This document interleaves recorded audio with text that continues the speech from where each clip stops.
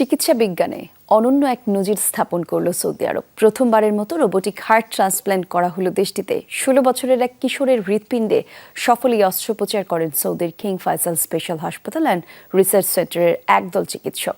এখন পর্যন্ত কোনো পার্শ্ব প্রতিক্রিয়া দেখা যায়নি ওই কিশোরের শরীরে।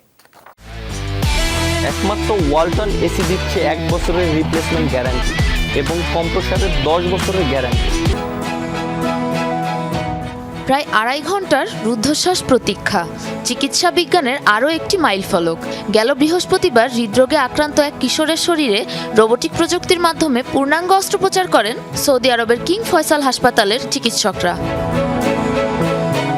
ওপেন হার্ট সার্জারির বদলে কয়েকটি ছিদ্র করেই হার্ট প্রতিস্থাপন করা হয় এই প্রযুক্তির মাধ্যমে। চিকিৎসকদের দাবি, এই প্রক্রিয়ায় খুব দ্রুতই হৃদরোগের জটিল ও দুরারোগ্য রোগের চিকিৎসা সম্ভব। ওপেন হার্ট সার্জারির মতো দীর্ঘ ও যন্ত্রণাদায়ক প্রক্রিয়ার মধ্য দিয়ে যেতে হবে না অনেককে। এই প্রথম কাটাছেঁড়া ছাড়াই শুধুমাত্র হৃৎপিণ্ডের চারপাশে 6 থেকে 7 সেন্টিমিটারের কয়েকটি ছিদ্রের মাধ্যমে সেরে ফেলা হয়েছে অস্ত্রোপচার। ভুক্তভোগী কিশোরের হৃদরোগের অবস্থা ক্রমাগত খারাপের দিকে যাচ্ছিল। দ্রুত অস্ত্রোপচারের প্রয়োজন ছিল তার। সার্জারির পর সম্পূর্ণ সুস্থ আছে ওই কিশোরটি। এখন পর্যন্ত দেখা যায়নি কোনো পার্শ্ব প্রতিক্রিয়া। অস্ত্রোপচারের 2 দিন আগে রোবোটিক প্রযুক্তির মাধ্যমে অপারেশনের জন্য আমাদের অনুমতি চাওয়া হয়।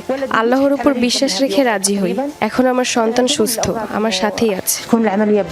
চূড়ান্ত অস্ত্রোপচারের আগে 3 দিন ধরে অন্তত 7 বার ভার্চুয়ালি প্রক্রিয়াটি অনুশীলন করেছেন চিকিৎসকরা।